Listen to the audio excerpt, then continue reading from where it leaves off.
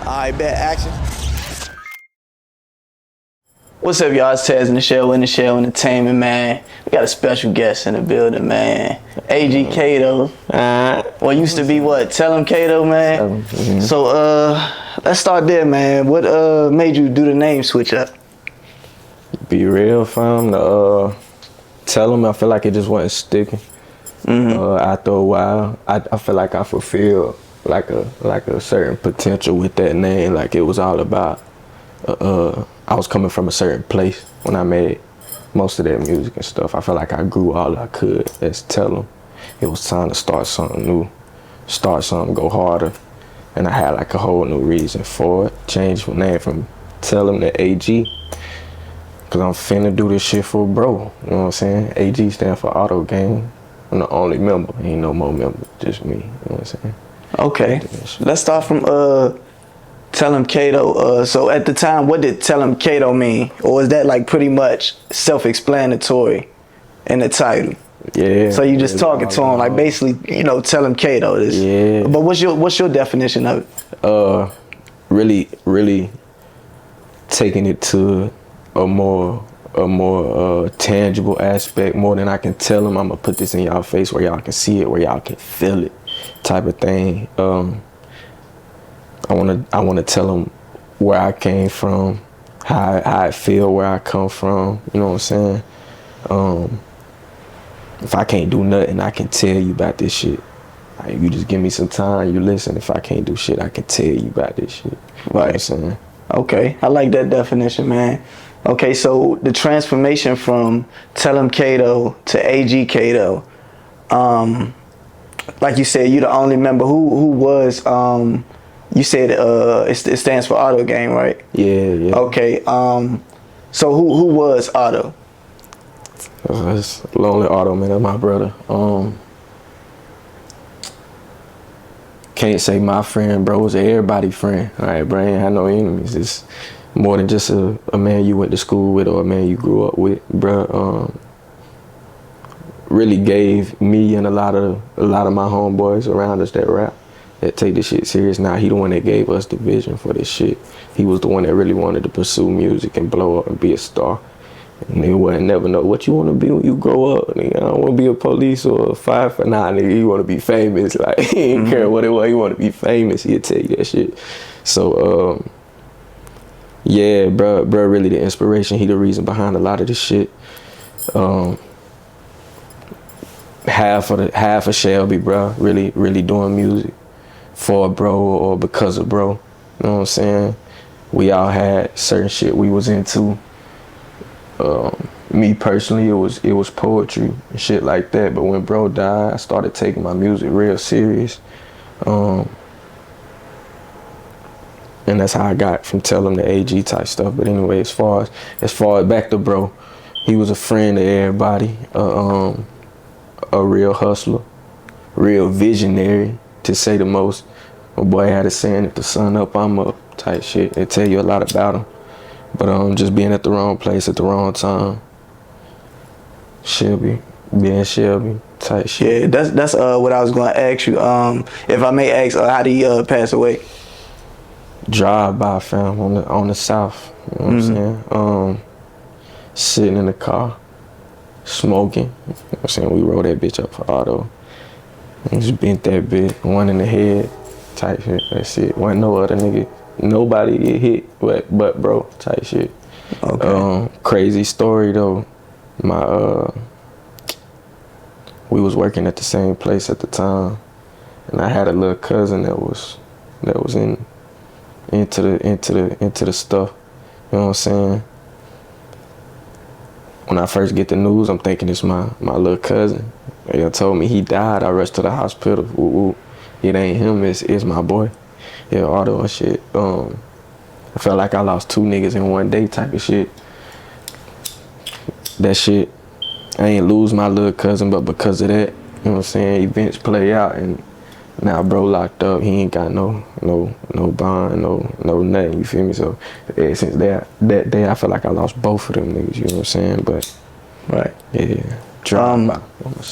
What was your like personal relationship with him?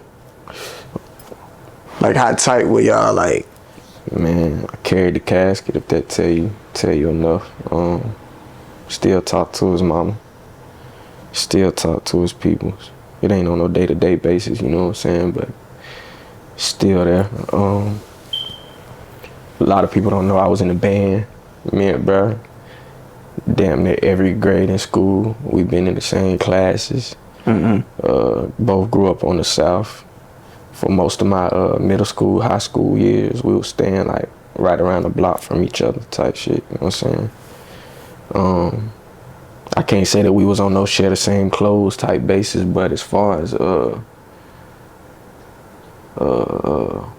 say like mutual likeness and respect and shit, common interests and shit, like bro used to be on some crisscross wear his pants backwards shit. Right. Niggas would tell you, bro, we the only two niggas in or around our class come to school wearing flip-flops and shit, like not giving a fuck what niggas thinking and shit. You see what I'm saying? Like, bro, we was just on like one in the same mind type of shit. But yeah, grade school, we went through band together, marching band. If you know anything about that shit is like time and dedicate. That shit damn near like playing high school football, summer workouts, all that shit. So you spend a lot of time with niggas type shit. After it grew out of high school, you know what I'm saying, bro, didn't make it too much longer after high school, but after high school it transitioned to us being on that day-to-day music shit. Like, right. Same night he died, fam, we were supposed to go to the beach, shoot a music video and shit. You know what I'm saying? So all the way up, really I can just say school, bro, cause bro ain't make it too much past school and shit, but you know what I'm saying? Okay. So you born and raised in Shelby?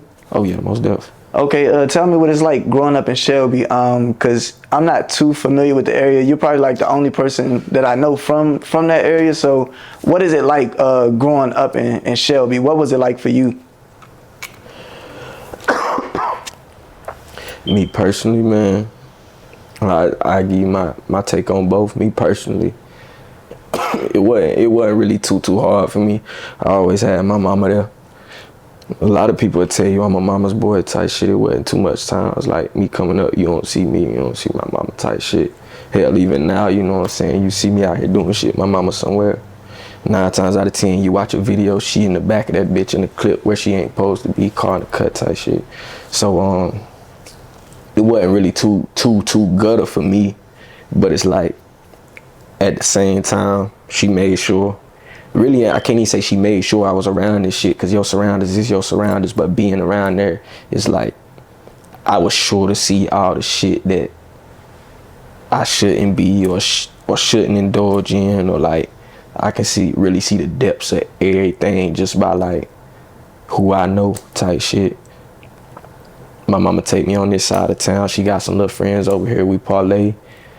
Fool, you young, you don't really know it, but like, damn, it's a bootlegger type shit. These people life over, you feel me? They on drugs, they doing what they do type shit, and it's like, we ain't going over there to goddamn bootleg, but my mama just like me, she a people person, so we go around and I see what not to be, you know what I'm saying? Right.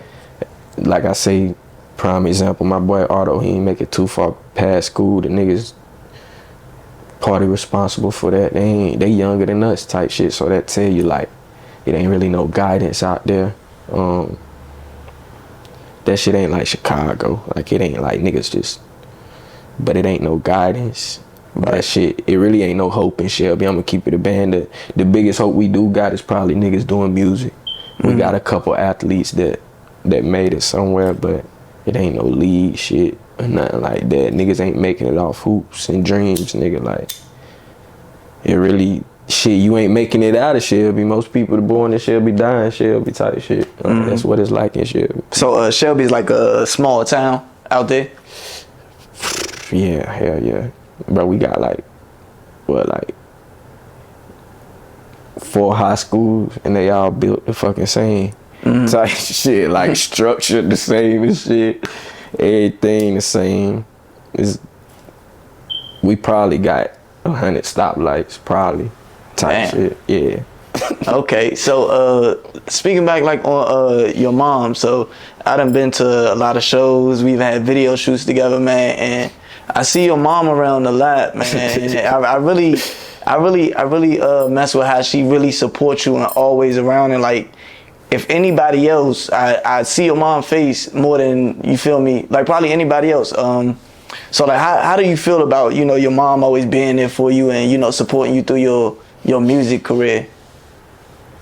And like how tight are you and your mom? It's some good and some bad. Well, it's hella good, hella bad in that shit. But like as far as raising me and molding me, I feel like can't no job be done better than the one she did. You know what I'm saying? But with like, I won't even say just the absence of my father, but like the absence of a male figure, period. I feel like, bro, she did so much. She did so much that it was like, it get to the point it was too much. You know what I'm saying? Like, I ain't learned independence for a long time. Cause it was like, nigga, I could call my mom. You know what I'm saying? Mm-hmm. When I got locked up, call my mom. You know, like, it took me a long time to learn independence because she did such a good job, like, being there, protecting me, and like, making sure I was straight. And that's why I say it's good and bad in that, cause nigga, everybody ain't got somebody they can go to or they can, you know what I'm saying? So that shit always like more than appreciated. But it's like, it get to a point where it's like, well, it had got to a point where it was like too much. And for a long time, bro, it was like me and myself trying to get myself together, and I finally go back to it and we work things out. And now that's where you can see us like, and when I say work things out, it ain't never like we fell out or nothing. But like I say, me trying to learn independence on my own, that's where you able to see stuff like now. She had these shows, she had these interviews, she doing this, that, and the third. It's like, she carried me up the hill, held me over that bitch like Simba, but held me for too long type shit. Now we back down and we ain't never died. We whoop Scar them ass, you know what I'm saying? We running around going crazy and shit. Yeah, man. Yeah. I fuck with that, man. I just feel like your mom is the only person that's going to love you like under no conditions, you feel me? So I really fuck with that, man. Let's start. Like, how long have you been doing music? Cause I think I've been paying attention to you for a little while, because actually I noticed you through Kado, shout out Kado. Yeah. And yeah, I've been seeing you grinding for a while, but that's one thing that I have seen, bro. Like you really been putting stuff out and it seemed like you've been trying to be real consistent. So how long have you? When did you start music? I dropped my first song in 2018. Mm-hmm. That shit called Genie, and all my day ones know that was that shit, fam. I did like 15,000 views on Facebook, 30 on Instagram and shit before I had dropped the song. I was doing like poetry. I was doing hella poetry. Like, that's what I'm really like. I ain't even gonna say really like. That's what I'm known for around Shelby before I started doing this music. So I had hella support jumping into it, doing music and shit. But you can probably tell from a lot of them earlier songs. That that's where I come from and shit. But about 2018 to 2020, I was in college during the time, so a lot of my music, that shit seemed like real inconsistent as far as like substance and like trying to find the sound and shit. Mm-hmm. I've been doing it for a minute, but I feel like I ain't really find my sound and be able to turn up and embrace that shit until probably like 2021 type time. Probably when I dropped Neighborhood Boy. That's when you first get like early sounds of this shit, like what I got now, like Go Shikari and shit, where I really start tapping into like my artistry and shit. Yeah. Okay. Speaking on that song, you just recently dropped a what would you call it, mixtape? Yes, sir. Okay. Yeah, I listened to it, man. I can really see improvement in your music and different lanes that you're trying to go to. And I will say the Go Shikari song is probably one of my top songs from you right now, bro. Appreciate and the lyricism, everything, the way you played it out, the storytelling, bro, like in that song, man, like what was your thought process in coming up with that song? Honestly, this shit sound real lover boyish type. But shout out Tori. My sister took me to my first Drake concert. I think it was in October. Seeing that shit made me feel like, bro, this where I wanna be. I'd have been to hella concerts and seen hella artists, but it's like, I don't know. I'd have been to the Spectrum Center 100 times, fam. But like, seeing that shit was like, damn, this what this shit like at its biggest level type shit. Bro, that shit had me in the daze for probably like a month, bro, I ain't gonna lie. It made me like, I play a beat, I write a quick 16 to it. It'd be hard for like 2 minutes, bro. But then I listen to me saying that shit again and it's like, nah, that shit ain't hard enough. Like, you can say some more raw shit than that. You can say some shit that's more vulnerable than that. You can say some more authentic shit than that. Like, you know what I'm saying? It's like, you been here, bro, but like, you can take that shit to another level, bro. You got to if that's where you want to be, type of shit, man. And for the longest, I was on some shit like, to be authentic, I gotta go get this original beat. I gotta hit up I gotta hit up KP or somebody. I gotta get a beat. I gotta do this shit this way, type shit. I might write the song before I find the beat. Whole time I was avoiding like trying to sound like that nigga, trying to sound like Drake. It took for me to type in Drake type beat, bruh.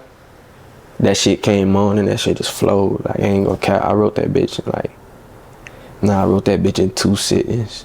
I probably wrote on it like 20 minutes the first day. Came back the next day, 10 minutes, finished that motherfucker, fam. Went, ate Thanksgiving dinner and recorded that bitch. Like, yeah, you feel me?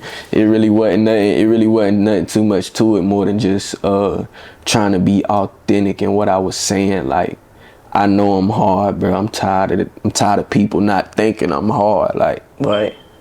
let me say the hardest shit I can say for like 5 minutes. Like, let me just say the hardest shit I can say. Right. And yeah, that song most definitely, I feel like you most definitely, I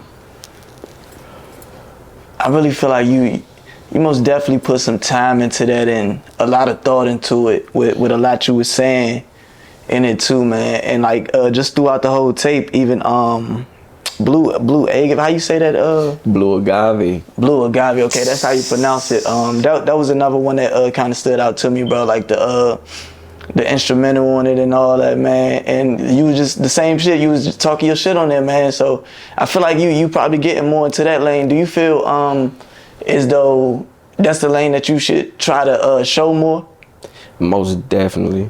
I feel like I said just a minute ago, I struggled finding my sound. I ain't even gonna say that. I had to identify what sound was before I tried to find that shit. I thought that it was having a certain tone every song or like having a certain sound, but then now I'm trying to tap more into like making that shit a feeling. I realized like I can make it sound good as much as I want, but like if they not feeling that shit, they not gonna play it the next day or the next day. They not gonna play it next week. It gotta be some shit that they can feel. So now I'm focused more on, I know how to make shit sound good. I've been doing that for a minute. Let me make sure they can feel this shit. So when shit like Blue Agave, when I get in there saying, what you got that gun for, killing? Why you keep rolling woods? You gonna fuck your lungs up, killing? Why you still in the streets? You need to get your funds up, killing. When you saying shit like that, I feel like Pop when I say that shit. It's a million people in the world that can identify with, man, why you moving like that? But you don't know what I'm dealing with. Why you doing this and that? You don't know what I got going on. Like I said before, give me a minute, let me tell you about this shit. But now it's more focused on the feeling and stuff. So it was the sound before. Right. So how'd you come up with that title? What does that title mean? Blue Agave. That's That's what liquor is. That's what alcohol is. That's where it come from. Mainly from Mexico type shit. It's like a plant. It look about like what's the shit bitches be putting on their face cause they go by the big ass leaf. Aloe or something. Is it aloe leaf? Yeah, I don't know the shit. It's like a big ass plant, bro. Face mask type shit. Yeah. It look kind of similar to that, but it's like a plant, bro. It's where alcohol come from. Oh, okay. And my opening line. I might scoop some blue agave. School's my cousin, bro. Not the one I was referring to earlier, who I say I thought was in an accident and stuff, but me, him, and Scoobs back in the day that we was real tight. That's probably like my first form of like bondage with like family or like males, period. Like them was my first friends and shit, you know what I'm saying? My close cousins. But he been in the A for a minute, fam. I don't even know how long. He been up there for a minute. And with life and shit going on, I just ain't caught up with bro in a long time. I had bro on my mind and shit. Right. He be turned off the liquor like the most, fam. He be turned off that shit. So I got deep off in that shit. That shit came on. I say I might send school some blue agave. This shit imported from Mexico. You know what I'm saying? Okay. And the way you kind of like put like even like thinking about that title and the way that you your delivery on both of the songs, it take me back to like when you said you started off with poetry. It's like I can see that similarity in them songs. So do you think like it is a lot of your poetry influencing a lot of the music you make?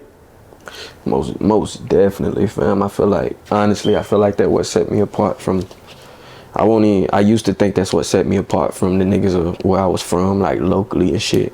But like now, growing into my artistry, I realized like that's what set me apart from hella people. Like I can get on any song, any vibe, but I still got this structure to anything I say. Like I ain't gonna say it's identical every time I come, but it's every verse, whatever I say, whether it's off the dome or I write that shit down, it got a structure to that shit just because that's how I'm used to coming on the poetry. Like how I'm saying now, I'm focused more on the feeling as of the sound. When you doing poetry, it ain't no beat. That shit just feeling, you free as fuck. So when I get on these songs now, like you said, yeah, that shit do convey a lot.